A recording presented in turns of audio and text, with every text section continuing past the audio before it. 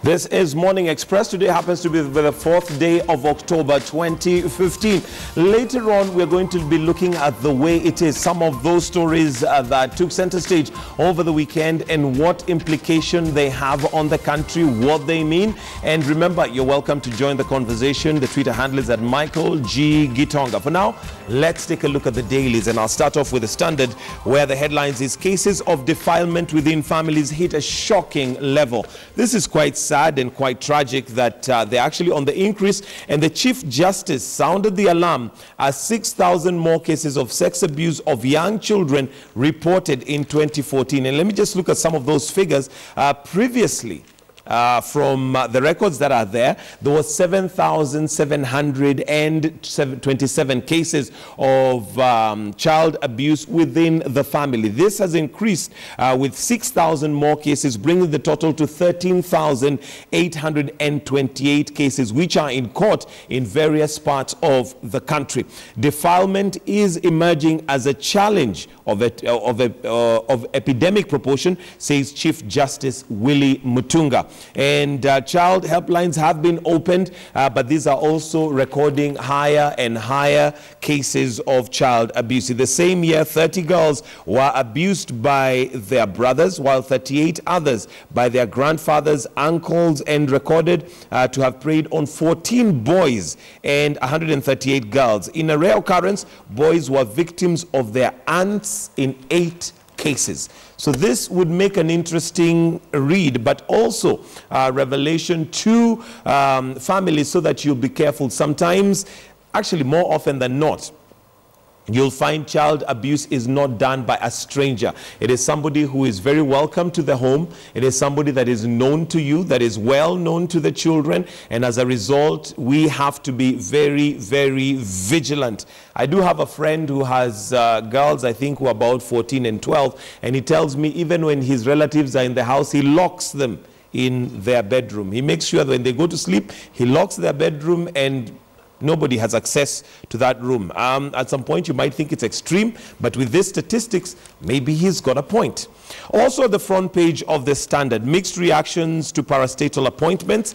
This is reactions to the parastatal appointments that were done by the president, and this was just as we got into the weekend. Mixed reaction greeted President Uhuru Kenyatta's parastatal appointments, where some leaders said that they have been left out in being rewarded even after their regions supported Jubilee.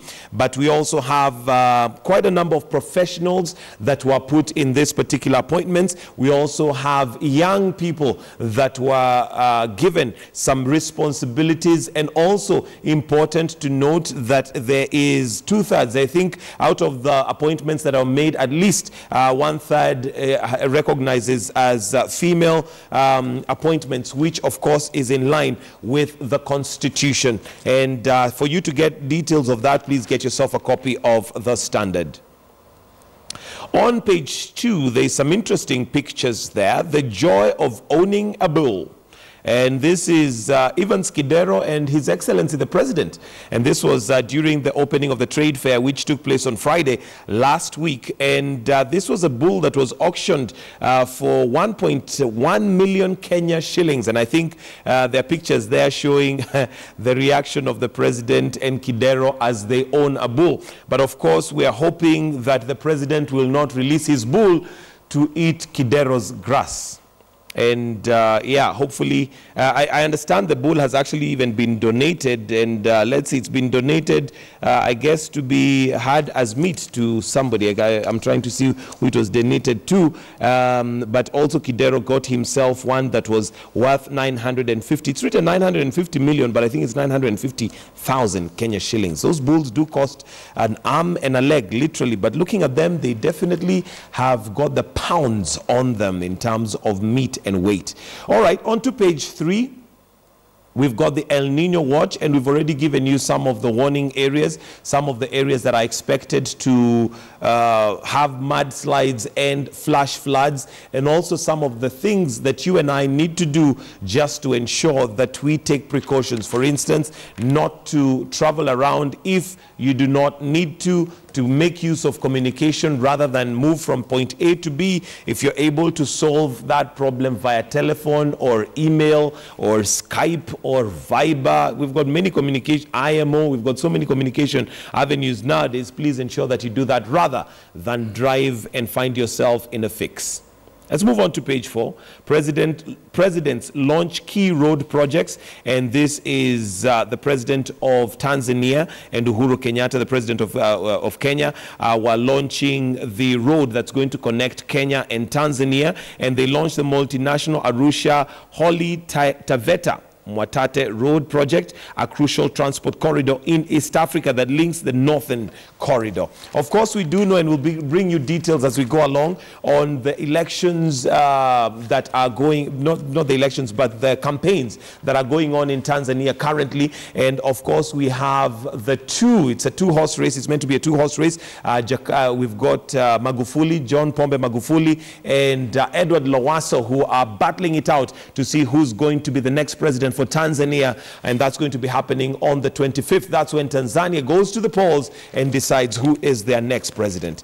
That's what we have for you on the Standard. There are lots more. You do know that there's Crazy Mondays, and Nairobians who've neglected, disowned their parents is there on Crazy Monday. Apparently, we've got a number of Nairobians who've left their parents in the cold, and of course, that should be something interesting that you could look at and also informational. Remember, you can get an online copy of the Standard, and that's on www.standardmedia.co.ke/e-paper. The Nation this morning. MPs target Raila in Hague witness saga. This, of course, has been unfolding for a while. Remember, not too long ago, Moses Kuria went out to make some claims and alleged that there was a plot to fix Deputy President William Ruto, and he named some leaders, some in opposition, some in government, and this has continued. As late as yesterday, he said that he procured some of these witnesses for 2,000 Kenyan shillings. We also have Ferdinand Waitito, who came out yesterday to also mention that he knows 2 people that they had procured. So, of course, this is one that we are watching with a lot of interest.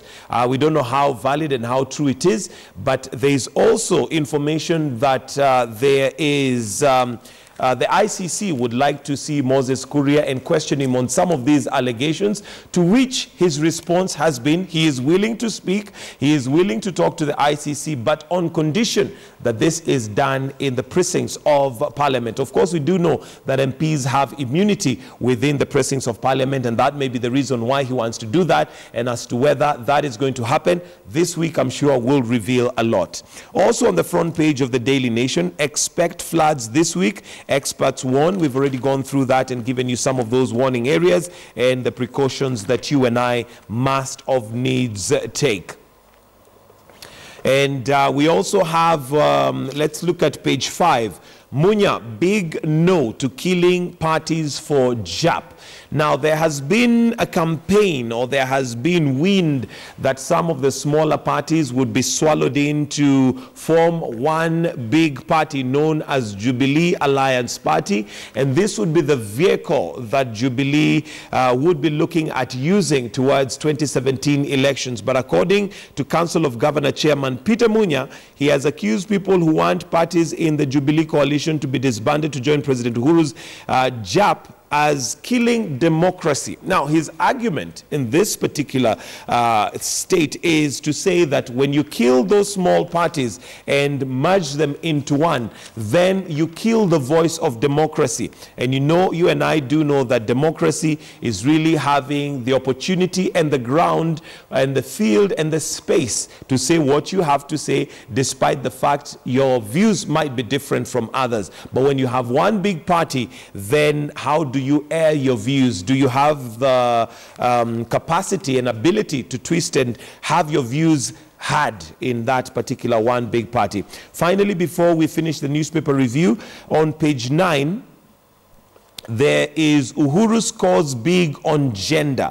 This is on the parastatal appointments that were made, and the Nation gives you a breakdown of some of the areas. And for instance, we have Kericho, there were 9 people. We have Muranga 8, Bungoma 7. We've got the likes of Homa Bay 6, Trans Nzoia 6, Kisumu 5, and it gives a whole breakdown, but it also gives you a breakdown of the professionals who are selected. Also, in terms of gender being recognized, it gives you a full breakdown of that. Well, that's what we have for you on the dailies. This morning we don't have the Star, so we're going to wind up our newspaper review right about then.